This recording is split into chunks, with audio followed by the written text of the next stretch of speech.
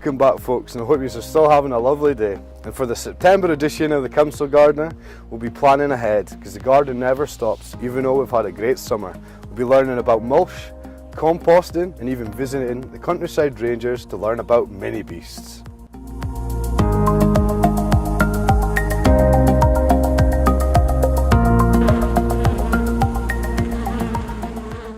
So what does wood, leaf, and stones all have in common? It's not great rock bands, it's mulch. So what is mulch? Well, mulch is just a material you use to cover the base of a plant or a tree. What's the benefits of mulching? Well, if you mulch your plants or your trees, it suppresses the weeds, so you have to weed less, which is always a bonus. Plus, it can deter pests, it protects the roots against winter frosts. Also, if you use the correct mulch, you can improve your soil quality. It just gives it a better finish. Why you'd use wood chip or bark for your mulch? It's got a good lifespan, it really suppresses the weeds, it's going to have good water retention, but you will still have to feed your plants. Also, it gives it a nice finish. And essentially, you could use this, that is just broken up wood, or you can go to any of your garden centres or supermarkets nowadays where they sell decorative bark. You even get it in other colours now. When thinking about mulching, stones is a strange one. I know it's non-biodegradable, but it does have its benefits. It's got a longer lifespan, it will suppress the weeds very, very well, and it will protect the roots. But you will have to feed your plant more often because it will restrict the nutrients going down. You can get stones anywhere nowadays, garden centres, supermarkets, anywhere. And it doesn't have to be just like this big stones, you get small pebbles, you get heaps of different finishes. I think that's why people like to use stones, because it is quite an individuality thing. You get so many different types, colours, sizes, so it's each to their own. So the last option, and something that I tend to use, is leaf mould or recycled compost, and I'll give you my reasons why. When using leaf mould or recycled compost, you're actually going to improve the soil conditions underneath as well. It still suppresses weeds, not as good as stones and bark, but it's easier to weed than soil itself. Plus, it's going to hold great water retention. And leaf mould itself can actually improve soil conditions as it rots down and feeds into the soil. You're not going to get that from bark or stones. Plus, this you can make on your own by composting. So I'm going to show you me mulching a tree today using leaf mould. I usually do this at the end of autumn when the plant has had as much exposure to water as possible. And I'm going to be working with this oak tree today. It was planted only a year ago. And I'm going to be mulching it to help suppress the weeds, to give it a good feed and improve the soil conditions, and also protect the roots over winter. And when mulching, you usually dig out a hole around the plant, if it's a tree, about the same size as the root base or just a little bit bigger, and cover it with a couple inches. If you've got an open border, try to cover as much of the border as you can. It'll help the weeds to get down, plus it'll also feed all the plants that you have in your border. This is 2-year-old leaf mould. It's a perfect mulch for the tree. And you simply just cover your mulch over the soil until you get a good 1 to 2 inches covering. So now you've learned about mulch, the best thing to do is learn how to make free mulch by composting. Why compost? Composting is great because you're reusing organic materials from your waste household or other places. Plus, you can use it as a mulch further down the line or just a soil improver. When composting at home, you can just have it in an open pit in a shaded part of your garden. But also you get one of these.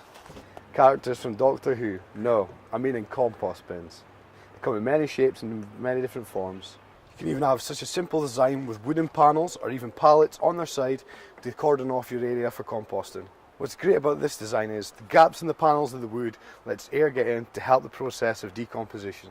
And if you've got enough space, you can have a massive bay like this where you can build your compost heap and then churn it from front to back to get it aired.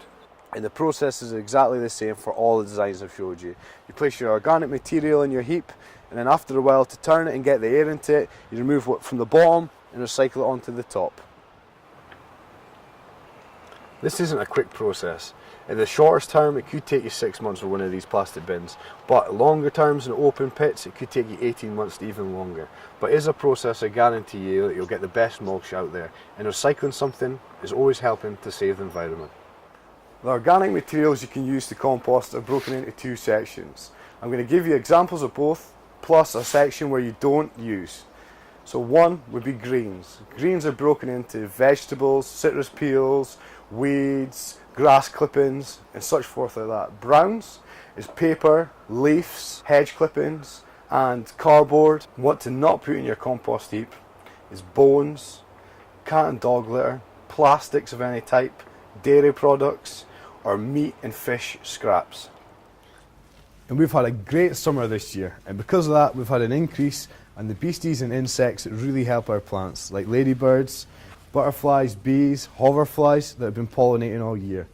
And I want to retain some of them for next year, and hopefully I'm going to get some help from the Countryside Rangers at Aberdeen City Council. And luckily enough today we're joined by Ian Tallboys, the Countryside Officer, to find out what him and his team do on a day-to-day basis. Well, I manage the Countryside Ranger Service. We're a small team and we look after all the countryside sites in the city. It's about 1,200 hectares we look after, so there's a lot of ground to cover. We do a lot of work with school groups, community groups. We run public walks and events programmes. So there's something on nearly every weekend throughout the year for the public to get involved with, to explain about why the environment's important, how to look after their countryside, how to look after the wildlife, and also do things in their own gardens to make them better for everything. And we also do a lot of work with volunteers, helping us with some of the work on the ground. We have volunteer days during the winter in particular, where people can come out and join in doing some habitat management work with us, gorse clearing, pond clearing, tree planting sometimes, a whole range of things. And we have events on pretty much every weekend of the year. So where can I find out to sort of join up or be part of your activities? Well, we have a leaflet which has all our walks and events throughout the year. You can pick up the leaflets from the libraries and community centres around the city, and you'll be able to see that on our website, the Aberdeen City Council website, on the Facebook page that we have for the Ranger Service. And we also have an e-newsletter which you can sign up to from the Facebook page to get it on a sort of more regular basis. And not only have we got great information from Ian today, we're going to be joined by Countryside Ranger Jen, who's going to show us how to make a beastie hotel. Thanks very much for... Can you show me a demo on how to make a beastie hotel? Okay, so when we're making our bug hotels, we are trying to recycle and reuse as much as we can, things that really we can find in our own houses and in our own gardens. So we're using a plastic bottle. The first step is to cut off the top and the bottom. Now this stage you'll need adult supervision. You can use a knife or you can use scissors, but it's best to let a grown-up do this, certainly. So eventually you'll end up with a nice plastic tube. We've also used some sandpaper just to sand down the edges, so you don't get any sharp edges. Yeah. Okay, so some of the ingredients maybe find in your garden, especially if you've got trees in your garden, even your local woodland green space, you can find plenty of stuff. We've got twigs that I found in the woodlands around Hazelhead, some big twigs, some smaller ones. I brought some pine cones with me today as well. Pine cones are great, lots of little nooks and crannies in there. I've also brought some canes as well. These are fab because they have got holes in, obviously, and these are perfect for little beasties that want to crawl in and find somewhere to sleep the winter away. I brought some bigger bits as well, some bits of wood. Bark is really good as well, that's peeled off trees. And finally, to fill up all the tiny gaps, we brought some moss along as well. So keeps them cosy. Exactly, keeps them warm in the winter. So now we've got all of our ingredients sorted. It's just a case of packing it into your tube. It's a bit like twig Tetris. So have a go. So it gets competitive, does it? It does, exactly. Well, for kids, but it's quite satisfying for adults. Yeah, I sort of became a professional in a couple of seconds. I've been trying to do it. I know it suddenly matters very much. Yeah, that's what I'm looking at it to making sure it looks good. Well, I think I'm finished, Jen. Are you happy with that? Yeah, it looks good, but you've got to do the shake test to make sure that everything stays inside. So what you do, you turn it up the way, give it a wee shake, and nothing's falling out. Oh, I don't know about doing that. Yeah, I'll get on back. Oh, one bit of moss. That's okay. Oh, that's not too bad. The sticks are staying in. I think you're good.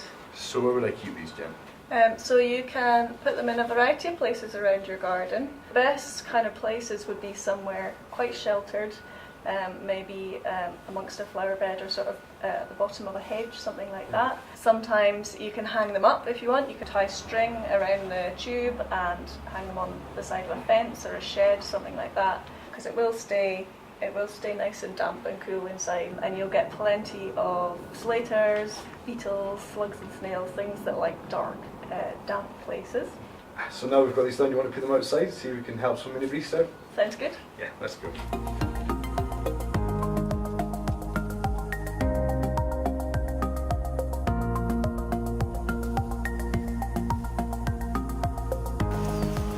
Yeah, it'd be perfect, yeah.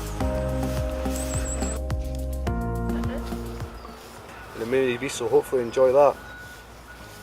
Thanks again everyone for watching, and remember, gardening's all about growing, so let's grow together.